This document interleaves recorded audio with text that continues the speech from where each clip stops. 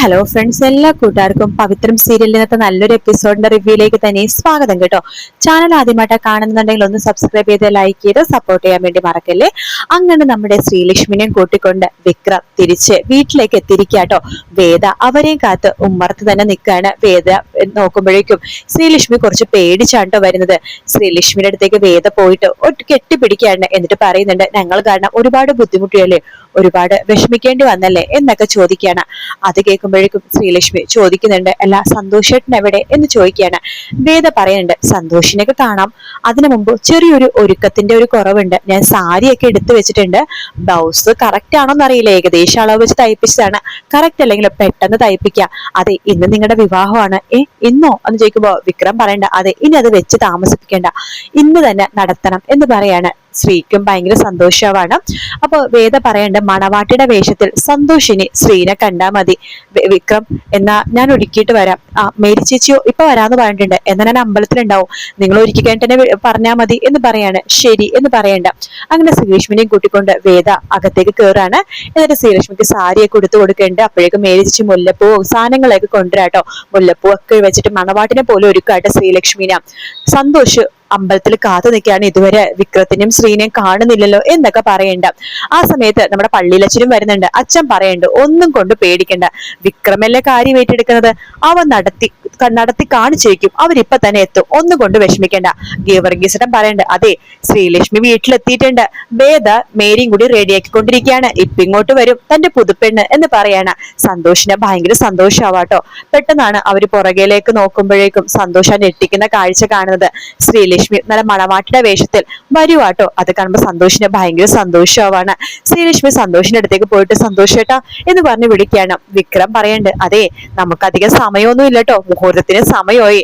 അവിടെ നിന്ന് ബ്ലോക്കും കാര്യങ്ങളൊക്കെ അതിനകത്ത് എത്തിയപ്പോഴേക്കും താമസിച്ചത് കൊണ്ടിട്ടാ, അല്ലാന്നുണ്ടെങ്കിൽ ഇപ്പൊ നേരത്തെ സന്തോഷിനെ കണ്ട് സംസാരിക്കുകയൊക്കെ ചെയ്യായിരുന്നു. ഇപ്പൊ മുഹൂർത്തത്തിന് 10 മിനിറ്റ് കൂടി ഉള്ളൂ അല്ലേ തിരുമേനി? അതെ അതെ, പെട്ടെന്ന് താലികെട്ട് നടത്താം. സന്തോഷിന്റെ കയ്യിലേക്ക് താലി കൊടുക്കാണ്. ഇനി പെൺകുട്ടിയുടെ കഴുത്തിലേക്ക് താലി ചാർത്തിക്കോ എന്ന് പറയണ്ട്. സന്തോഷ് അങ്ങനെ സന്തോഷത്തോടു കൂടി തന്നെ നമ്മുടെ സ്ത്രീയുടെ കഴുത്തിലേക്ക് താലി ചാർത്താണ്. ആ സമയത്താണ് ഭയങ്കര ബഹളവും, അതായത് കൊട്ടും ബഹളവും മണിയടിയുടെ ഒച്ചയൊക്കെ കേൾക്കുമ്പോ പെട്ടെന്ന് അനിയൻകുട്ടന് വല്ലാത്തൊരു ബുദ്ധിമുട്ട് തോന്നണം. എന്തൊക്കെയോ പഴയ കാര്യങ്ങൾ ഓർമ്മ വരണം അനിയൻകുട്ടൻ അവിടെ തല കറങ്ങി വീഴുവാട്ടോ.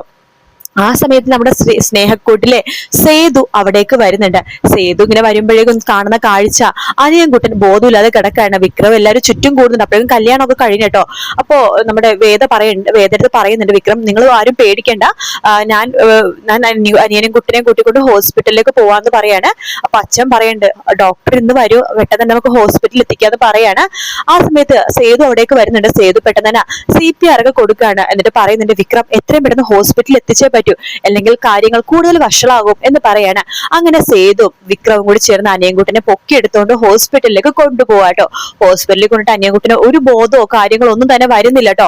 അപ്പൊ നമ്മുടെ വിക്രത്തിന് നല്ല ടെൻഷൻ ആവാണ്. ഈശ്വര, അനിയൻകുട്ടന് എന്ത് പറ്റിയെന്ന് അറിയില്ലല്ലോ എന്ന് പറയുമ്പോഴേക്കും ഡോക്ടർ പറയുന്നുണ്ട്, അതെ നമ്മുടെ മരുന്ന് ഫലിച്ചു. പിന്നെ ഇന്ന് ആ ശബ്ദവും കാര്യങ്ങളൊക്കെ കേട്ടപ്പോ അനിയൻകുട്ടന്റെ പഴയ കാര്യങ്ങളൊക്കെ ഓർമ്മ വന്നു.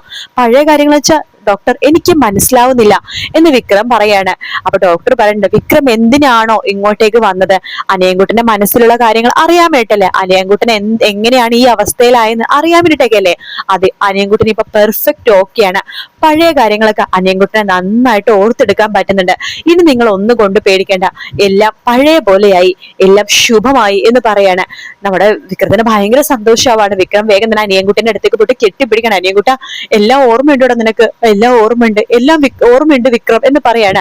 സേതുവിനോട് വിക്രം പറഞ്ഞിട്ട്, നന്ദിയുണ്ട് സേതു, കറക്റ്റ് സമയത്ത് സേതു വന്നതുകൊണ്ട് ഇവിടെ എത്തിക്കാൻ പറ്റി, CPR കൊടുത്തത് കൊണ്ട് മാത്രമായിട്ടോ പെട്ടെന്ന് രക്ഷപ്പെടുത്തിയത് എന്ന് ഡോക്ടറും പറയുന്നുണ്ട്. സേതുവിനോട് ഒരുപാട് നന്ദി പറയാണ് വിക്രം കേട്ടോ. അങ്ങനെ അനിയൻകുട്ടൻ സത്യങ്ങളൊക്കെ തുറന്നു പറയണം. എന്തായാലും സന്തോഷിനെ ശ്രീനെ ഒന്നിപ്പിച്ച സ്ഥിതിക്ക് ഇനി വേദയും വിക്രവും അനിയൻകുട്ടനും കൂടി തിരിച്ച് നമ്മുടെ നാട്ടിലേക്ക് തന്നെ വരാൻ പോകുന്ന ഭാഗമാണ് ഇന്നത്തെ എപ്പിസോഡിൽ നമ്മൾ മെയിൻ ആയിട്ട് കാണാൻ വേണ്ടി പോകുന്നുട്ടോ. ഇന്നത്തെ എപ്പിസോഡ് എപ്പോഴത്തെയും പോലെ ഡിലേ ആണ്, നല്ല അടിപൊളി എപ്പിസോഡ് ആയതുകൊണ്ടിട്ടായിരിക്കാം. പ്രൊമോ വരുമ്പോഴേക്കും അതിന്റെ റിവ്യൂ ഇടാൻ കേട്ടോ. വീഡിയോ ഇഷ്ടപ്പെട്ടാൽ ലൈക്ക് ചെയ്യുക, സബ്സ്ക്രൈബ് ചെയ്യുക, കമന്റ് ചെയ്യുക. മറ്റൊരു വീഡിയോ കാണാം. Take care, bye bye.